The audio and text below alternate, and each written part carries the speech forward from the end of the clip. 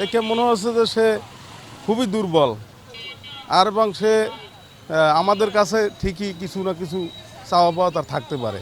একদম অদ্ভুতই, কারণ অনেক গরিব, অনেক অসহায় আমাদের এখানে প্রতিদিন থাকে।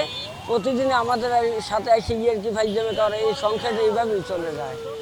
এই কিন্তু লোকও ভালো লোক, কিন্তু খুবই অসহায়। না না, স্বাভাবিক মানুষের মতো চলাফেরা করতে পারে না। এই কতক্ষণ হাইটে আবার একটু বসে পড়ে। উচ্চটা কত, 8 মাস 1.5 হাত হইতে পারে। আগে ওই যে আমাদের এখানেই থাকে, তো এখানে এতটুকু হতে দেখে, এরপরে আমার চোখে আর পড়ে নাই। এর চাইতে শর্ট কোনো মানুষ পৃথিবীতে আছে কিনা আমার মনে হয় না।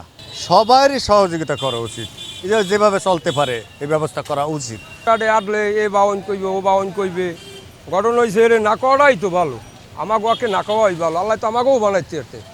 তারপর দোষী এর উপরে আমরা দোষী জনগণ মিলিয়া দোষী এর একটু সাহায্য করতে পারি। সরকার একটু দোষী এর দিক ভালো নজরে চায়, যে চল্লি ফিরিয়ে মাই ফোলা মা বুন লইয়ে খাইতে পারে, এটাই তো ধন্যবাদ। এর ছাড়া তো আর বেড়ার কিচ্ছু নাই, আছে পারবে না একটা বোঝা টানতে পারবে না, কিছু করতে, তারে আর কি করিয়ে খাইতে পারবে। আমাদের এই বাংলাদেশের নিশ্চয়ই প্রথম দেখলাম এরকম যারা দুস্থ মানুষ আছে তাদের জন্য একটা স্থায়ীভাবে কোনো একটা সংস্কার করতে পারে কিনা। যেমন ভাতা, এটা তো সাময়িক বিষয়, এটা কিছুদিন পরে দেখা যায় যে বিভিন্ন জায়গা থেকে ভাতা নেওয়ার পরে ওই ভাতাটা পরে আবার কর্তন করা হয়। তো আমরা চাই যারা দুস্থ অসহায় যারা আছে তাদের জন্য স্থায়ী কোনো আবাসন করতে পারে কিনা সরকার, এবং পাশাপাশি সমাজে যারা বিত্তবান আছে, যারা আমরা এদের আশেপাশে বসবাস করি, আমাদের মাধ্যমে এদের কোনো সহযোগিতা করে স্থায়ীভাবে একটা কর্মসংস্থানের ব্যবস্থা করা যায় কিনা, এটা আমি আর কি সবার প্রতি আহ্বান জানাচ্ছি।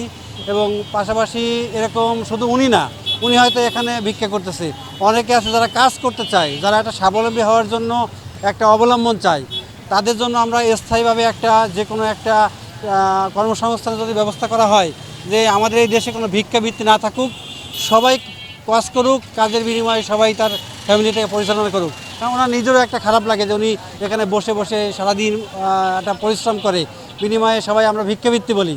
তো ভিক্ষাবৃত্তিটা আমাদের দেশ থেকে উঠে যাক, আমরা সবাই কর্মসংস্থান নিয়ে কাজ করি এবং আমাদের ফ্যামিলি নিয়ে আমরা সবাই বসবাস করি, এটাই আমার হচ্ছে সবার প্রতি চাওয়া। আমার নাম মোহাম্মদ মসুর, এই বালুরপাড়া। বলে হিংসা করে, প্রথম দেখলাম বাউন হ্যান ত্যান মাঝে আসে না, কিছু কিছু মানুষ হিংসা করে, কষ্ট তো লাগে। ওই মাঝে আছে বাউন বাউন কয়, বাপ নাই মায় আছে, আমি ইউজিন আইডি যাই, আমি কইবেন বাউন হ্যান ত্যান।